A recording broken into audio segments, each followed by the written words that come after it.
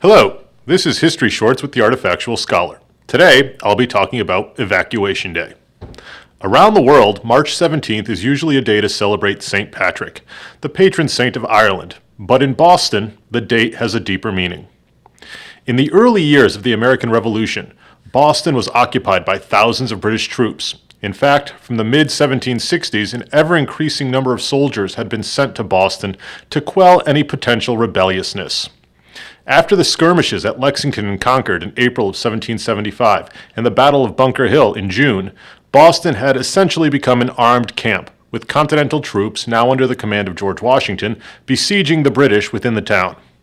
Though the Americans were entrenched around Boston, they lacked the cannon and heavy guns to threaten the British, so a stalemate ensued, with the Continentals unable to force the Redcoats out and the British unable to dislodge the Americans. As it happened in this instance, luck favored the Americans.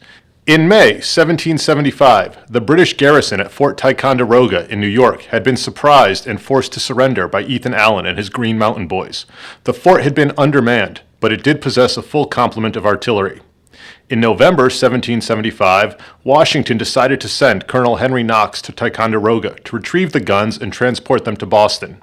Knox and a small group of men set off for New York, and in early December arrived at the fort. Then, on Christmas morning, the expedition began the return trip to Boston. What followed was an epic month-long trek through the wilderness, as Knox and his men and 80 yoke of oxen dragged 60 tons of artillery, including 43 cannon, across 300 miles of snow-covered forests, frozen rivers, and swamps. Finally, on January 24, 1776, Knox and the guns arrived in Cambridge. Now with the heavy guns at their disposal, the Americans developed a plan to drive the British out of Boston. In mid-February, Washington decided to fortify Dorchester Heights, a prominent hill that overlooked Boston and the harbor. And on March 2nd, about 2,000 colonials began constructing earthworks on its slopes. On the night of March 4th, the guns from Ticonderoga were positioned in the new fortifications. When the sun rose on March 5th, the British commander in Boston, General William Howe, was shocked to see American guns looming over the town. 2 days later, he realized that the British positions in and around Boston were untenable, and he began planning the evacuation of the town. On March 17, 1776, General Howe and more than 8,000 soldiers and loyalists began boarding ships and sailing out of Boston Harbor.